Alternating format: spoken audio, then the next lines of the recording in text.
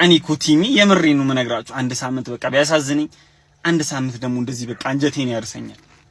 የእውነቴን ነው በቃ የምነግራችሁ። የዚህ ቲም ፍቅር እኔ ሰማያዊ ማሊያ ሳይሁላ ትሬኒንጋችንን ሳይ የሚሰማኝ ስሜት በቃ የእውነት ከልቤ ነው የምነግራችሁ። በቃ ይገባችኋል፣ እናንተ የምርጦች ምርጥ ደጋፊዎች ማሸነፍ ይገባችኋል። በቃ መደሰት ይገባችኋል። ይገባናል፣ በቃ ይገባናል። የምር በቃ ረጋ ያለ ቅያሪ ማሬስካ በቃ አስቦ ቶሲንን ሲቀየረው ደንግጬ ነበረ። ባለቀ ሰዓት መሆኑ ጠቅሞናል። ይሁን ግን ጋርናቹ መቀየር ነበረ። ጋርናቹ በጊተንስ ቶሲን በቃ ላቪያ መግባት ካለበት ላቪያ በቃ ረጋ ያለ ቅያሪ፣ የታሰበበት ቅያሪ። ሌላው ደግሞ ጄሚ ጊተንስ ጃክሰንን የሚያስታውስ ኳስ ሳተብን። ጃክሰንን የሚያስታውስ ኳስ ሰቶብን ነው እንጂ ጆ ፔድሮ ደግሞ ያገኛቸውን ተጠቅሞ አግብቶ ቢሆን ኖሮ ይሄኔ 5-6 ነበር። ግን እንደዚህም ይበቃናል። 3 ነጥባችንን አግኝተናል። እንኳን ደስ አላችሁ። ኮፒሊንክ ይደብደብ ጋይስ። ይኸውላችሁ የሊጉ መሪ አዞሃል። ሁሌም ኮፒሊንክ ታደርጋለህ ጋይስ። ቼለው ማለት ነው የሥራ ሰዓቱ 11ኛው ሰዓት ላይ ሊደርስ ሲል ማለት ነው ዶሯን ሄዶ ጠቅ አድርጎት ወደ ስራ በቃ ሊቨርፑል ላይ እንቋጥራለን። ለነገሩ እኛ እንቋጥረ እኛ ይኸውልህ ያለንበት ራሱ ርቀት አንቋጥርም። ቼላው ሻሼ አንቺ ዶሮዋ ራሱ ከሲቲ ጋር ሲቲዎች ትተኛላችሁ አይኖ ተቋጥር ያለሽ ሊቨርፑል ላይ አሁን ሚኮስፐርስ አልሆነልሽም፣ ምንም አልሆነልሽም። ይሄንን ቡድ ከሰባቱ ኤአይ ጓደኞችሽ ጋር አልተሳካላችሁም። በቃ ይሄ ቡድን አይደለም ቶተናም መቼም የማያልፍለት ቡድን ነው። ተውት፣ ካንሰሉት። የሚገርም የደርቢ ስሜት ያለው ጨዋታ አየን ዛሬ ግን ተፈሳፈሱት። በተለይ ፈርስት ሃፍ ተጋደሉት። የሚገርም አትሞስፌር ነበረው ጨዋታው። ሰከንድ ሃፍም እንደዛው 2 ቀይ ካርድ ማየት ነበረብን። ባይዘው ከዶሮዋ ቤንታኩር ከቼላው ኤንዞ ፈርናንዴስ ትክክለኛ ሐራም የሆነ ታክል የገቡት አይመጣሙም። ቀይ ነበር ማየት የነበረባቸው።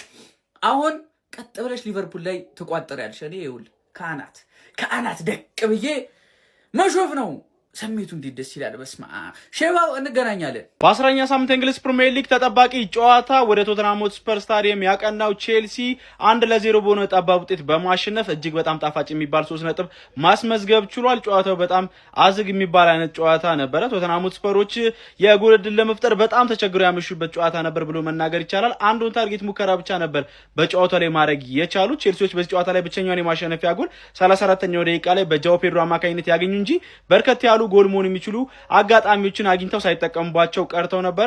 ሆኖ ግን ቼልሲዎች ከዛሬው 3 ነጥብ በኋላ በፕሪሚየር ሊጉ 17 ነጥቦችን በመያዝ 4ኛ ደረጃ ላይ ከቶተንሃም ሆትስፐር ጋር በኩል ነጥብ በመቀመጥ እንግዲህ በጎል ክፍያ ዝቅ ብለው እንደተቀመጡ እየተመለከትን እንገኛለን። ለቶማስ ፍራንኩ ቶተንሃም ሆትስፐር ግን በጣም አስቀያሚ የሚባል ምሽት ነው ማለት ይቻላል። የተለያዩ ቅያሬዎችን በማድረግ በጨዋታው ላይ አማራጮችን ለመውሰድ ቢሞክሩም አልተሳካላቸውም ነበረ። ዣቪ ሲሞንስም ተቀይሮ እንደወጣ ተመልክተን ነበረ። ለማንኛውም በኢንዞ ማሬስካው ቼልሲ በኩል ግን እነ ካይሴዶ እነ ሪሴ ጄምስ ጨዋታው ላይ በጣም ጥሩ ፐርፎርማንስ የነበራቸው ተጫዋቾች ነበሩ ማለት ይቻላል።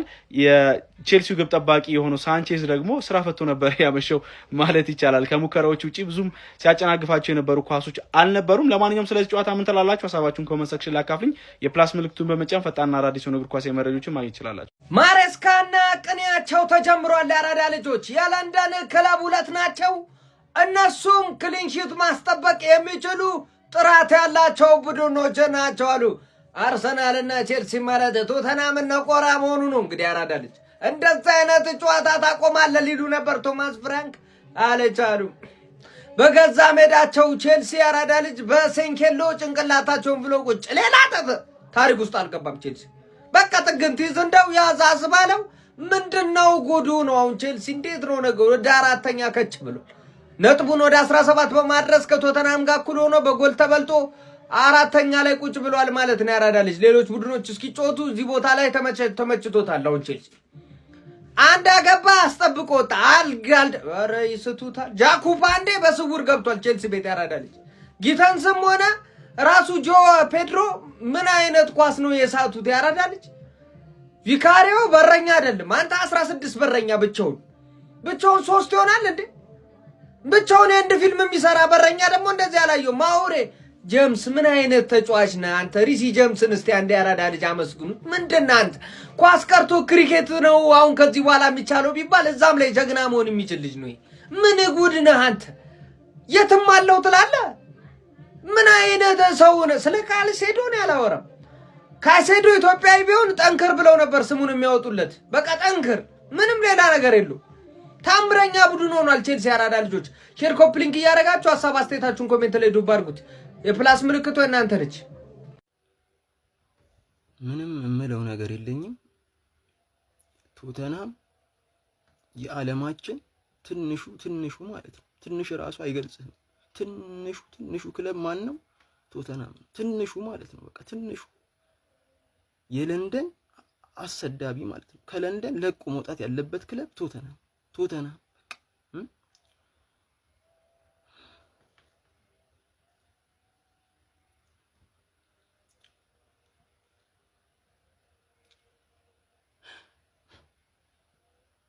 ተከላካይ የላቸው ምናምን ብዬ ቼልሲ ቀለዱብኝ በሜዳ ላይ።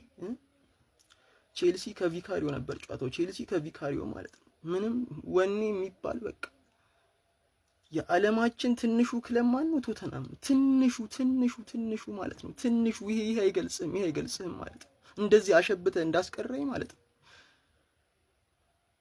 ርር የሚያደርግ ነገር ይስጥ ርር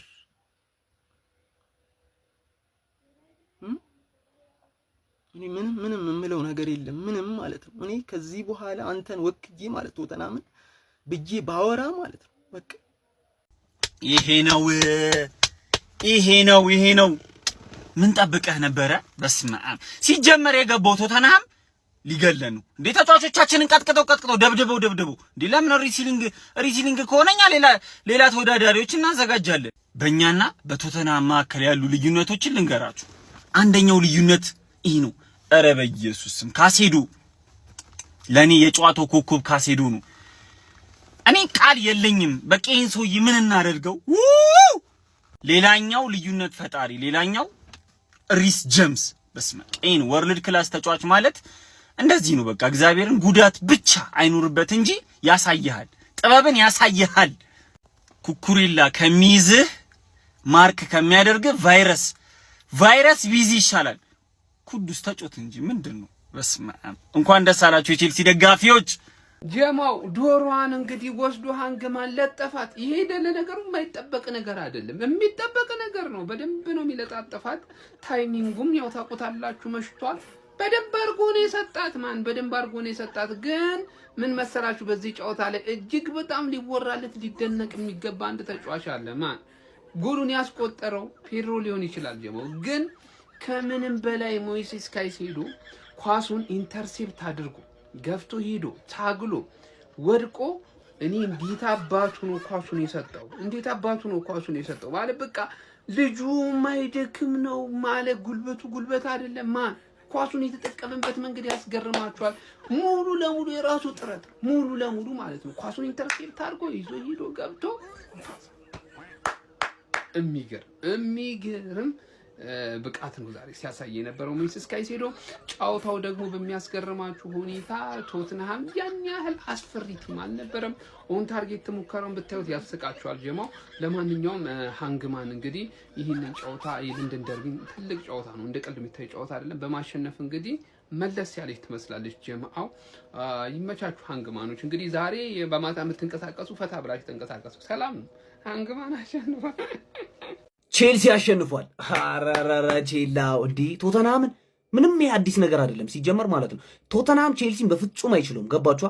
ቪዲዮ እየመጣላችሁ ካልሆነ ደግሞ ኮፒ ሊንክ አርጉት። እንዴ ሁላችሁም ሰርች እያደረግን ነው እያየነ ያለ ነው እያላችሁ ነው ሰሞኑና ኮፒ ሊንክ አርጉት አካውንት ውስጥ ገብታችሁ። እንዴ ቼልሲ አሁን ዛሬ ምንድነው የሰራው? ነው አዌ ሄዱ ምን ማለት ነው? ጆ ፔድሮ ምን አይችልም እንዴ? የምር አንድ ስላገባ አይደለም። በጣም ነበር ጨዋታው ላይ ሰዓት በጣም ያለቀለቅ ኳስ ነበር ሲስት የነበረው ማለት ጊተንስ ገብቶ እኔ ደግሞ ምናምን ጥቁር አልሆነም ወደ ሰማይ እንዴ ቼልሲ 3-0 ምናምን ማሸነፍ ነበረበት እንጫው። እንዴት ነው ግን አሁን ሚኮስ ፐርሰንት ቶተናምን ግን ቁጭ ብለ ታየዋል። እኔ ሳየው ምንም ምስል ሲያጠቁም ሲከላከሉም ደስ የማይል ቲም ነው እያዩ ያሉት። ምንድነው እኔ አሁን ያን ያላለውም የቶተናምን ጨዋታ ገባ ግን ምንም ነው የማይችሉት እንዳለ ምንም የሚያውቁት ነገር የለም። ለንደን ደርቢ 1-0 በቼልሲ አሸናፊነት ተጠናቀዋል። የአርሰናል ጨዋታ ላይቭ ላይ ፕሪዲክት አድርጉልን ሲሉ ማሬስካ ነው የሚወስነው 1-0 ሜቢ 1 እኩል። ቼልሲ ግን የሚያሸንፍ መስለኛል 2-1 ምናምን የተገመተ ነገር ነበር። ምክንያቱም ሚኮ ነገር አላለች። ለምንድነው ሚኮን ማንሰማት? ሚኮ እኮ ሊለጠለጥ ሲል ይታወቀዋል። ሚኮ የሚናደደው ማን አልለጠለጥም ብሎ በእርግጠኝነት ብሎ ገብቶ ሲለጠለጥ ነው የሚናደደው። ይሄ ደግሞ በጣም ብዙ ጊዜ አፕን ያደርግ 16 ጊዜ ምናምን ነገር ነው አፕን የሚያደርግ ገባሽ አይደል? ሌላው 6ቱ እያወቀ ነው የሚለጠለጠው። ከ6ቱ ውስጥ አንዱ ነው ቸልሲ ገባ አይደል? ስለዚህ ምንም ሊገርመን አይገባም። ቸልሲ ከዚህ በኋላ የሆነ ሪትሙን ካገኘ ቸልሲ አሪፍ ነው። ለዋንጫ ምናምን ሰክሽ በቃ አልቋል። ዳን ዲል ነው። ሶስታችሁ የቱ ጋር ነው የምናርፈው ብላችሁ ተወያዩበት። ትርፌም ይሆናል አይደል? ለዋንጫ አለበት ምናምን ነገር ማለት ስለማይቀር አለ ዝም ብላ ነው ጆሮን ይዤልሃለሁ ምናምን ስለምትል እሷንም እያያችኋት ማለት ተረዳኝ አይደል? ሚኮም እያያችኋት ግን ለውጥ የለውም። ሊቨርፑል፣ ቸልሲ፣ ማን ሲቲ ቦታውን ከላስት ሲዝን ቦታውን ስክራምብል አድርጉት። ተረዳሽኛ? ሃንግማ ጉድዌ